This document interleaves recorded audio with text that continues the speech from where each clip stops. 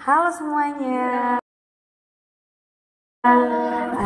Oke, baik, perkenalkan aku di sini Aulina Najira Putri sebagai pemandu berjalannya podcast pada hari ini. Yang mana hari ini kita kedatangan dua tamu, kakak-kakak mahasiswi dari jurusan psikologi UIN Antasari Banjarmasin. Nah, oke, dari sini deh kakaknya siapa namanya nih? Ya, perkenalkan nama saya tuh Raudatun Nisa, biasa dipanggil Nisa. Oke, kalau kakaknya? Perkenalkan, nama aku Zaratun Najwa, biasanya dipanggil Zahra. Zahra, asalnya dari mana nih? Oh, kalau saya sendiri tuh asalnya dari Kapuas, tapi sekarang tuh menetapnya di Martapura. Oh, Martapura. Berarti sini ngerantau nggak? Enggak, enggak. orang tua. Kalau Pian? Kalau aku aslinya Sampit, sekarang menetap di sini karena kan kuliah di UIN Antasari Banjarmasin, jadi bisa dikatakan aku merantau.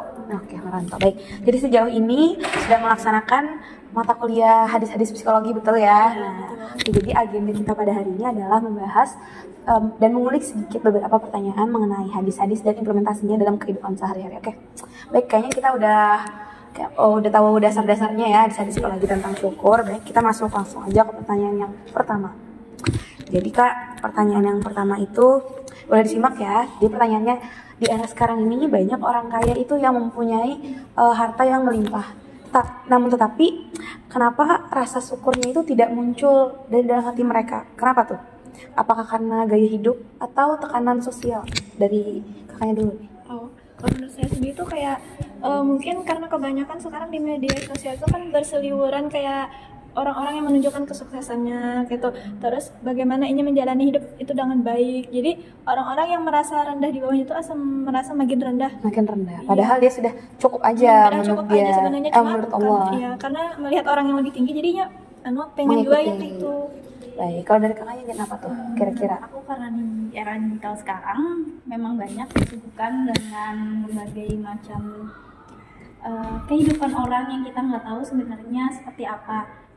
Karena kebanyakan kita hanya melihat asumsi dari backgroundnya saja, kita nggak tahu isinya seperti apa. Oleh karena itu, terkadang karena kita hanya melihat cover dari luarnya saja,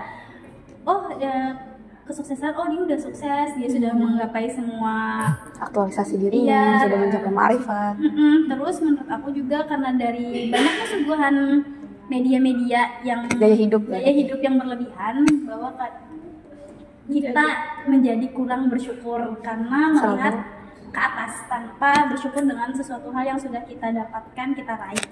Oke, baik, itu berarti adalah nilai-nilai dasar dalam kehidupan sehari-hari ini. Nah, kalau terkait olehnya hadis-hadisnya nih Kak, kan ada itu di dalam hadis disebutkan tidak bersyukur kepada manusia kan berarti tidak bersyukur juga nih kepada Allah. Lalu bagaimana implementasi hadis tersebut di dalam hubungan sosial tuh? Bagaimana Kak? Bagaimana itu biasanya? Ya, duluan apa? Jadi menurut aku sebenarnya kadang kita tuh terlalu fokus bersyukur sama Allah tanpa bersyukur sama Allah dalam doa, tapi kita lupa caranya berterima kasih sesama manusia. Iya, contoh kayak kita di lingkungan kampus yang dimana kita berlingkup dengan banyak orang, bersosialisasi, berinteraksi dengan sesama, dan itu kita tidak saling membutuhkan ya satu sama lain, sehingga kita tuh lupa terkadang kita ternyata butuh orang lain gitu.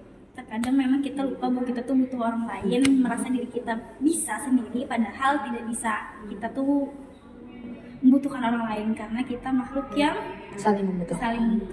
Oke, dari kakaknya. Kalau menurut saya sendiri itu kayak kan tadi tidak bersyukur dengan manusia. Tidak bersyukur ya itu. Tidak bersyukur dengan manusia berarti tidak bersyukur dengan Allah. Nah itu kayak misalnya nih kita dapat pertolongan dari orang lain, tuh misalnya orang-orang random aja kayak tuh tiba-tiba tetamu di jalan misalnya membantui pas kita ada kehilangan apa kayak itu. Nah pas orang mengembalikan tuh kita malah kayak mengira kayak itu nah yang ambil, padahal mungkin ini nanti mengembalikan. Jadi kita tuh kayak sudah berpikir orang tuh jahat kayak itu, padahal sebetulnya niatnya baik. Jadi kita malah berprasangka bukan malah berterima kasih dengan kebaikannya. Iya, pada kita harusnya mensyukuri ya apa yang sudah dilakukan oleh yang bersangkutan. Padahal niatnya baik. Niatnya baik. Jadi harusnya kita bersyukur gitu, jangan menjudge. Oke, baik. Nah, itu kan mengaitkan dengan hadis-hadisnya nih Kak. Lalu kita lanjut pada pertanyaan yang terakhir. Sini pertanyaannya, kalau dilihat dari sudut pandang psikologi kan, syukur ini dapat membantu mengurangi stres dan memperbaiki mental. Tetapi kenapa banyak anak muda yang itu tidak menyadari bahwa ternyata dengan bersyukur itu bisa memperbaiki kesehatan mental, tapi mereka tuh tidak menyadari itu. Gimana Kak? Menurut saya sendiri tuh kayak kenapa orang tidak bisa bersyukur? Tidak bisa menerapkan, Tidak bisa menerapkan syukur dalam praktik kesehatan mental gitu.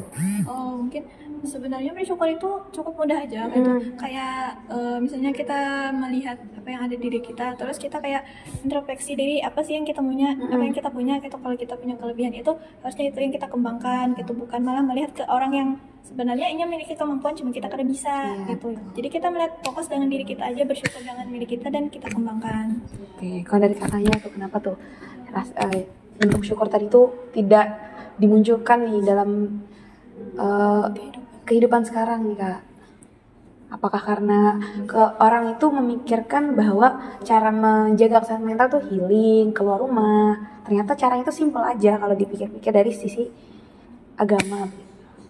Mungkin ya kadang orang mikir bahwa contoh healing itu kan mahal ya, padahal ada beberapa cara untuk kita meditasi diri. Itu dengan cara mungkin lebih mendekatkan kepada Tuhan, membaca Al-Quran salah satunya, menulis jurnal misalnya. Iya, meluapkan sesuatu hal yang kita rasakan itu dengan hal-hal yang melibatkan keagamaan. Ya, yang lebih bagus menurut aku pribadi adalah mendekatkan diri kepada Allah, terus membaca Al-Quran karena itu salah satu meditasi terbaik dalam diri untuk kesehatan mental. Oke, jadi sebenarnya menangani kesehatan mental itu tidak perlu mahal, jauh. Iya. Ternyata bisa hanya dengan cara melakukan hal-hal sederhana.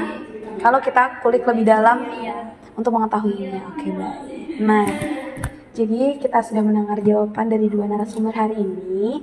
Maka saya tutup podcastnya ini dengan nanti saya tulis kesimpulannya. Assalamualaikum warahmatullahi wabarakatuh. Terima kasih.